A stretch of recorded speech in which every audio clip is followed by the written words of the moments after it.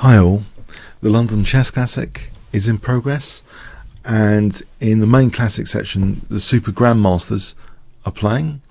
Let's have a look at the first round game between Hikaru Nakamura and Wesley So.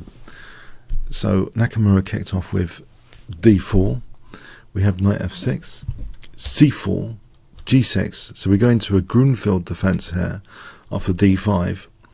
Nakamura plays c takes, knight takes. This is the main standard stuff for the moment, pretty standard moves. Bishop e3, usually here knight f3 is played according to line book, or bishop c4. Bishop e3 is actually the third most popular move. It's been about 1400 games at least. So c5. Now rook c1, quite often here knight f3 is played, but we see rook c1. This is the third most popular choice. There's also queen d2 for those interested. So rook c1, black castled here. Quite often queen a5 is played there, but castling, queen d2. And now, interestingly, I thought this looked a little bit quirky when I first saw it. Usually, according to live book, queen a5 here with this sort of continuation. This is being played, but what is actually played is the move e5, so challenging that pawn quite directly. Is there a flaw in this? Doesn't it encourage d5? d5 was actually played, but what about, say, d takes e5? This has been played before as well.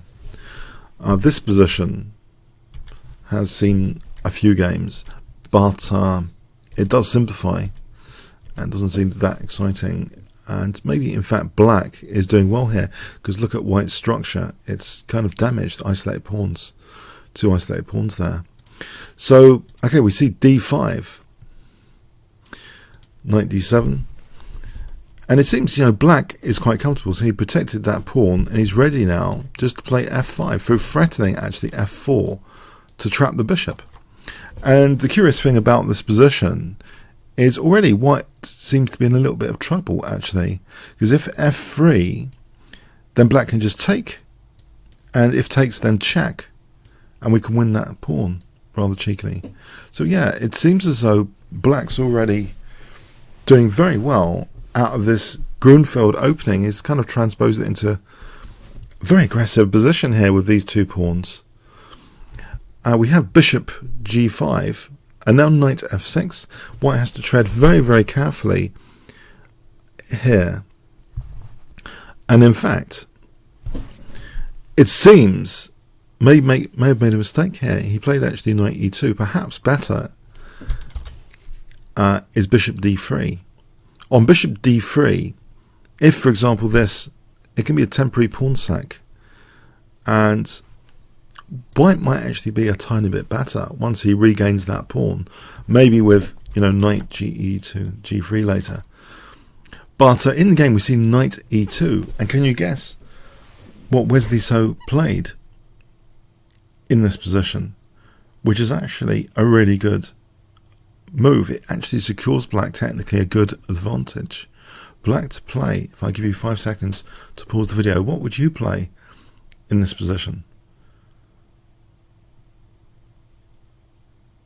Okay, actually just knight takes e4. This wasn't an absolute pin, it was what's called a relative pin. So we've always got to be on the lookout with relative pins if they can be broken with advantage. If it's an absolute pin, it's against the king, but here it's against the queen.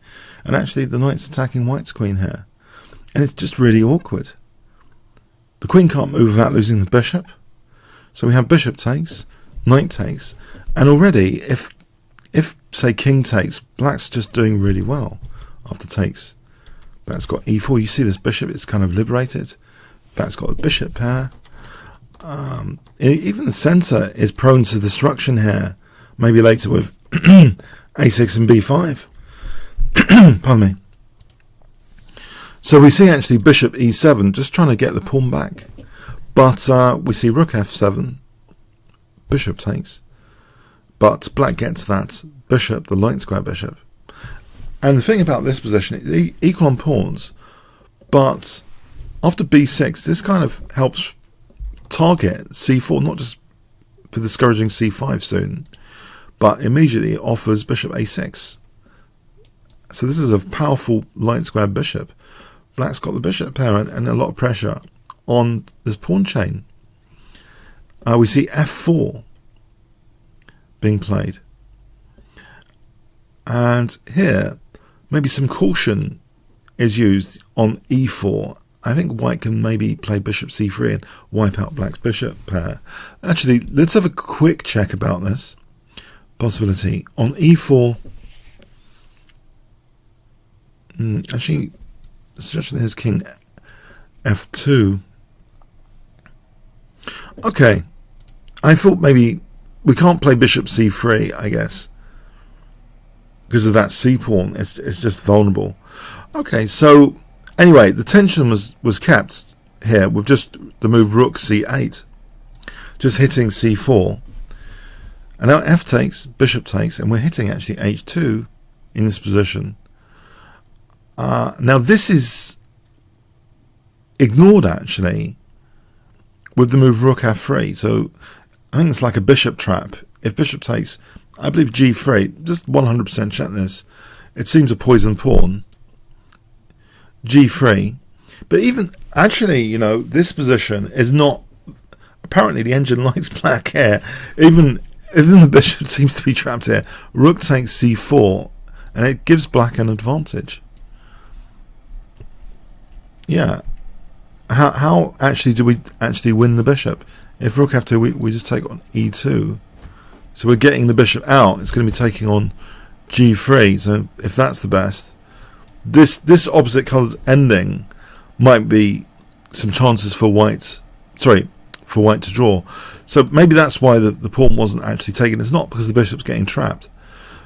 We see actually just bishop takes c4, just grabbing a pawn, and this pawn's now weak. It's actually a disastrous position for white. It looks really disastrous. That black is now just a pawn up here with the bishop pair, and white's relying, well, on some tricks which don't even seem that effective. Rook e3, bishop g7, knight f4. Finally, there looks like there's some coordination of some sort, but after rook d7, actually the problem is with the knight on f4, this configuration is just asking for bishop h6, and that happens. a4, bishop h6. This is really uncomfortable now. More pawns are going to be dropping off. After g3, bishop takes f4, just weakening d5. That's just taken. Yeah, even though it's opposite coloured bishops, the problem is, look at white's pawns, they're all isolated, they're all dropping off. Rook e7. I know in general a rook on the 7th is a good thing, but here it's not particularly effective. Rook d4.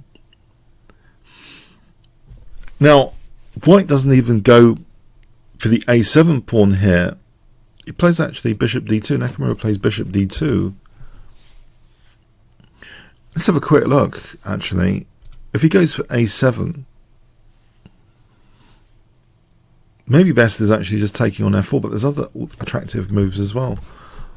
But taking on f4 is probably the simplest, and we're threatening things like the check, or rook d8, and then we've got things like rook f1.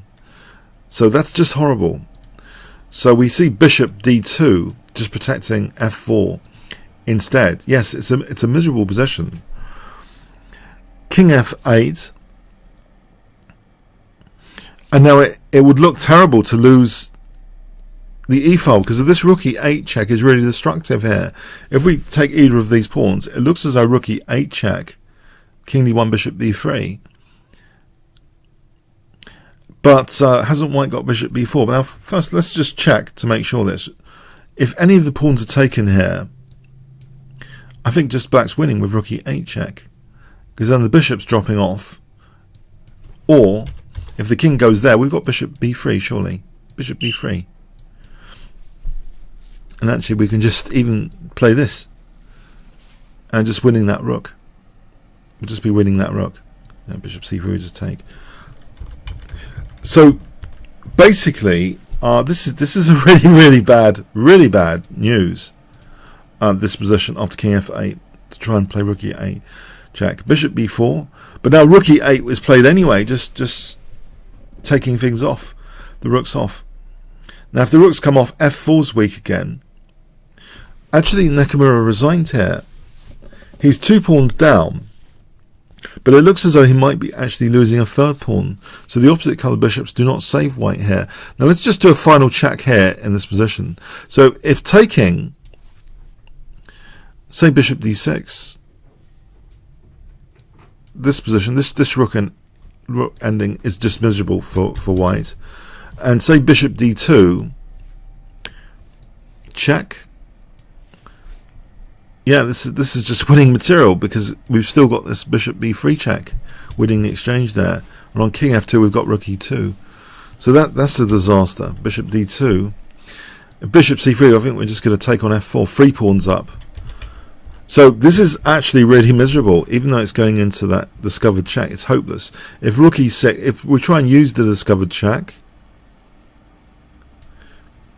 just king f7 keeps the rook pinned.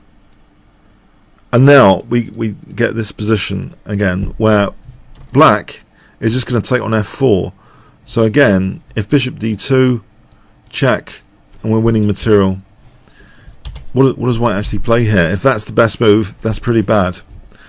Yeah, it's a really curious game. I thought I'd share with you.